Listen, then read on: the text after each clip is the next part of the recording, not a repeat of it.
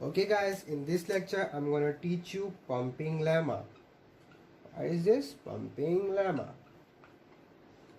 So why we are using this? Okay, we are using pumping lemma to prove a regular language to a non-regular language. Okay, for proving this we are having some cases and set of rules. Okay, so let's begin with this. Okay guys, now take an example. Take a regular language as L is equal to a power n, b power n, where n, the value of n should be greater than or equal to 1. This is your language. Now we are going to prove that this language is not a regular language. Okay, so before proving this I'm going to tell you something, that for proving this we are going to take one new language which is w, which is equal to this string, and I'm gonna divide this w as 3 sets, or this string as 3 sets, which is x, y and z. So just first make a string. Okay, let's take the value of n 2 or 3, goes on like that. So if the value of n is 2, you will get a b b, and if the value of n is 3, so you will get a b b b, sorry, 1a, like goes on.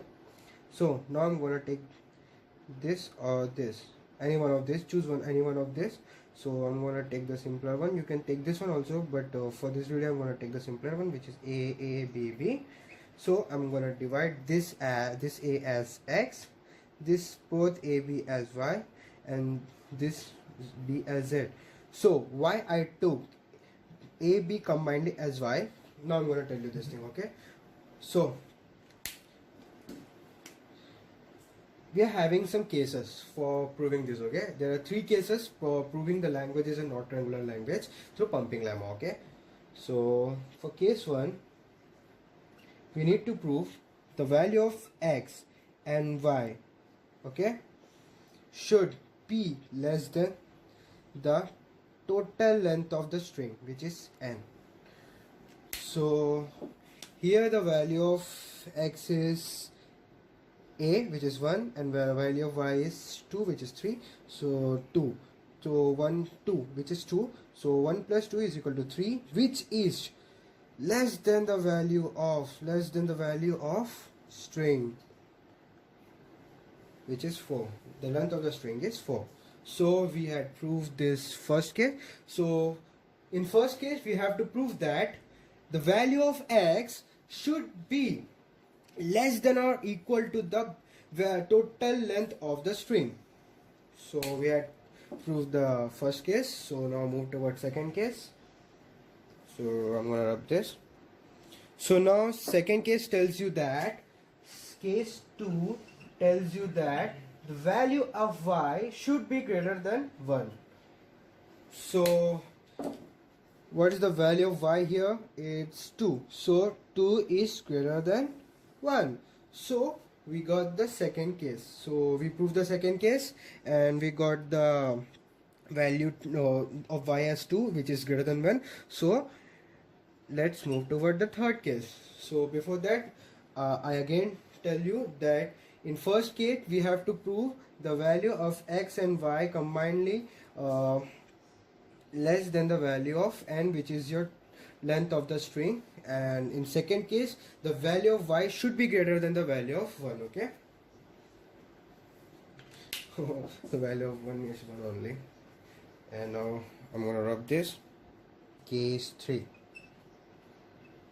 So in case 3 we are gonna take w is equal to x, y, z, but in case 3 I'm gonna put I in the power of y. So the value of I should be greater than 1 or 0. The value of I should be greater than 1 or 0.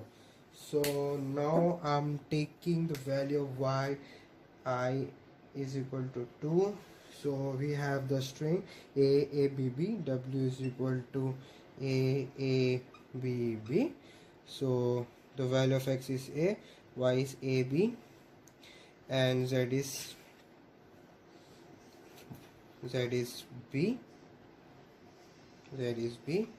So the I is I had taken I as 2, so I'm gonna put 2 in the power of A and B, which is Y, and after that we will get A, B, B.